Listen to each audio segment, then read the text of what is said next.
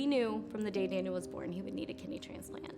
My name is JoDee Daniel. My philosophy on care for dealing with our son's kidney disease as well as his other conditions is making sure that we stay ahead of things.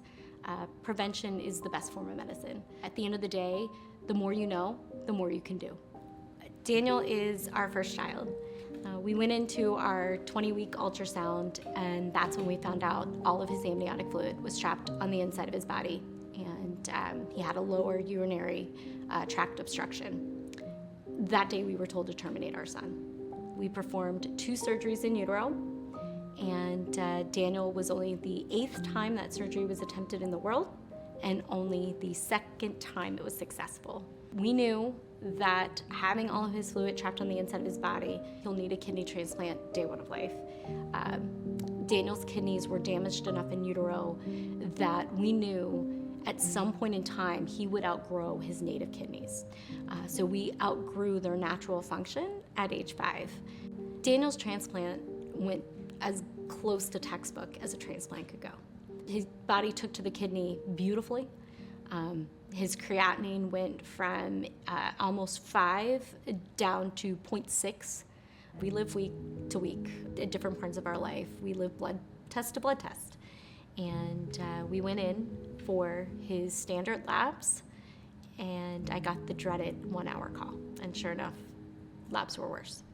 At that point, we knew we were having cellular mediated rejection was the most likely culprit. At the time, we weren't using Prospera yet.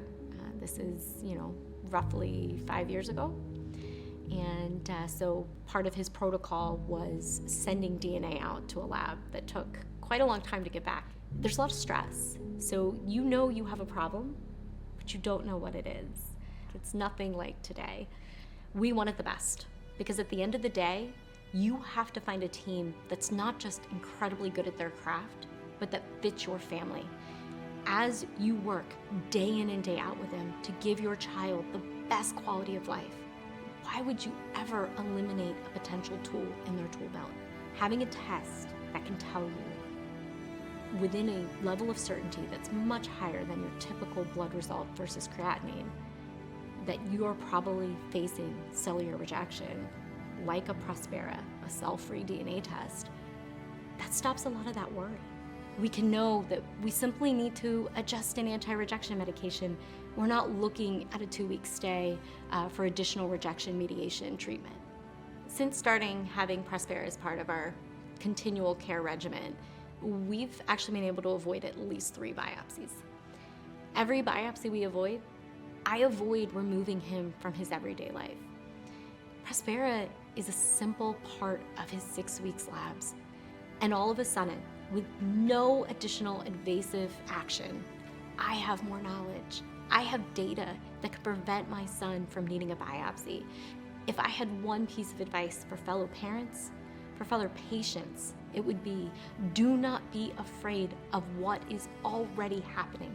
Prospera doesn't change where your body is. It simply gives the knowledge to your provider, to your nephrologist, to your transplant team, so that you can make the best possible decisions and outcomes and get ahead of something.